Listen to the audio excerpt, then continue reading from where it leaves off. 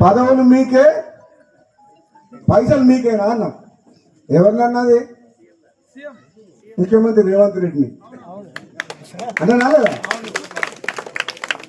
నాకేమర్థమైందంటే 20 నెలల నుంచి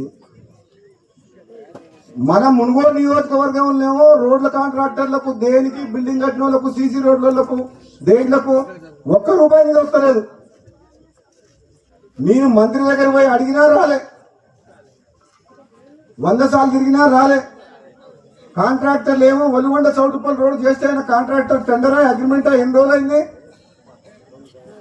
మన్న సంవత్సరం కూడా రాలే. ఒలిగొండ చౌటుపల్లి రోడ్డు పని చేయమంటే బిల్లు ఇప్పి అంటుండు. బిల్లు ఏమో నా చేతులు లేదు. అది ఎవరిస్తే వస్తుంది? ముఖ్యమంత్రి ఇవ్వాలి. నేను ముఖ్యమంత్రి ఉద్దేశించి అదే అన్నా, ముఖ్యమంత్రిని విమర్శిస్తలేను, పార్టీని విమర్శిస్తలేను. ప్రజలు నన్ను అడుగుతున్నారు, ప్రజలు రోడ్డు చేయమంటుండ్రు, ఇంకేదైనా పని చేయమంటుండ్రు. పదవులలో మీరే ఉంటుండే, పైసలు మీరే తీసుకుంటుంటే, మీ నియోజకవర్గం పోతుండే, పదవులు కూడా మీకే ఉండే. కనీసం నాకు పదవి అయినందుకు కనీసం పైసలన్నీ రాదంటున్నాను. అనాలా వద్దా? పదవులు మీకైనా తీసుకోరు, పదవులు మీరు అనుభవించినా పర్వాలేదు, మాత్రం నాకు అన్యాయం చేసినా పర్వాలేదు, కానీ మా మునుగోడు నియోజకవర్గానికి నాకు ఎన్నుకున్న ప్రజలకు అన్యాయం చేయకుండా ఈ మునుగోడు సహకరించమని చెప్పింది. మీరు ఇంతకంటే మంచి ఎమ్మెల్యే ఎక్కడ దొరుకుతుంది? దొరుకుతాడు నాకంటే మంచోడు? చెప్పరు. మీకోసము నాకు అన్యాయం అయినా పర్వాలేదు అంటున్నా, కానీ ఈ మునుగోడు నియోజకవర్గ ప్రజలకు ఈ అభివృద్ధికి ఆటంకం కలిగించకుండా నిధులు ఇవ్వమని అడుగుతున్నా. మీరు ఇంత మంచిగా ఓడతారమ్మా, అందుకని అంటున్నా, తప్పకుండా రాబోయే స్థానిక సంస్థల్లో మంచోళ్ళని ఎన్నుకోరి.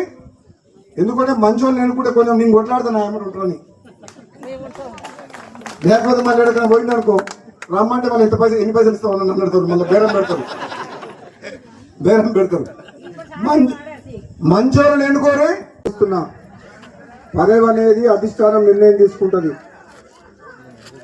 ఆ పదవి అనేది నాకు ఒక బాధ్యత తప్పితే అది వస్తే ప్రజలకు లాభం. అది వచ్చేటప్పుడు వస్తుంది. ఎన్ని రోజులు ఆపలేరు, మన ఆపగలుగుతారా? ఆపితే మనం ఊకుంటామా? నేను ఊకునే మనిషినేనా?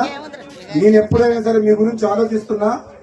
తప్పకుండా రామిరెడ్డి గారు, ఈ కాలువ ద్వారా ఈ ప్రాంత ప్రజలకు వీలైనంత వరకు గతంలో నేను ఎంపీ ఉన్నప్పుడు కూడా చేపించిన, ఇప్పుడు కూడా నేను ఆలోచన చేస్తున్నా.